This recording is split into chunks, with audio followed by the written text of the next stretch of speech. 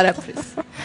ძალიან კარგი. ახლა კი უნდა ვნახოთ სიუჟეტი, რომელიც ზურამ ახარაშვილმა მოგვიმზადა საქართველოს ეროვნული მუზეუმის სიმონ ჯანაშიას სახელობის მუზეუმში 2013 წლის მაისიდან ქართული იარაღ-საჭურველი გამოიფინა და ამის შესახებ ზურამ სიუჟეტი გააკეთა და მოდი ვნახოთ ეს სიუჟეტი.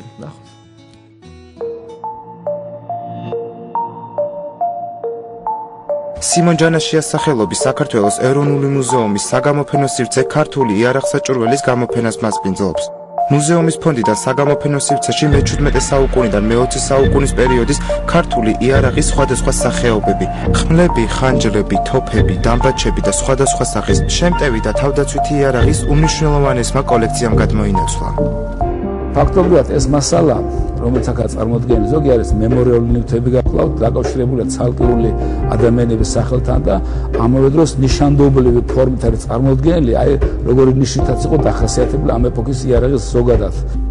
ქართული ისტორიული რეალობის წარმოსაჩენად გამოფენაზე წარმოდგენილი 150-ზე მეტი ეთნოგრაფიული ექსპონატიდან ყურადღება გამახვილებულია იარაღის განსაკუთრებით გავრცელებულ სახეობებზე, რომლებიც ქართული კლასიკური ტექნოლოგიით არის დამზადებული. საბრძოლო ნივთების ქართულ წარმომავლობას რამდენიმე მათგანზე ამოტვიფრული გვარებიც მოწმობს: ნაფეტვარიძე, ელის ბარაშვილი, ძაძამიძე, ქაჯაია, ტაბლაძე და ასათიანი. სწორედ ეს არის ჩვენი ერთ-ერთი საბუძველი ამ გამოფენისა, რომ ეს წარმოაჩინოთ და ვანახოთ თუ ვინ ამზადებდა, როგორ ამზადებდა, საგზადებოდა, რა ხერხი მზადდებოდა, როგორი ადამიანები იყო დაკავშირებული ამასთან.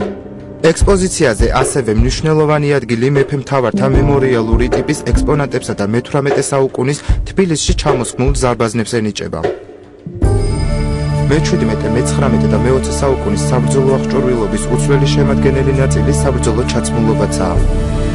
აქ წარმოდგენილია საქართველოს სხვადასხვა კუთხის, ხევსურეთის, ქართლის, აჭარის მებრძოლთა აღჭურვილობა და იმერეთის მეფის, ალექსანდრე მესამის ყვითელი ლითონითა და ფერადი ქვებით გაფორმებული ჯაჭვის პენალი.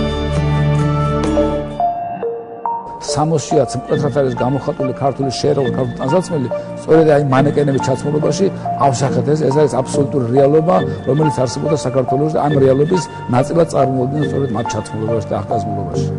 საქართველოს ეროვნული მუზეუმი ქართულ იარაღ-საჭურველისა და საბრძოლო საგანძური დაინტერესებულ პირებს 31 დეკემბრამდე ებადიჭება. ზურამ ახარაშვილს ძალიან დიდი მადლობა საინტერესო სიუჟეტისთვის და ჩვენ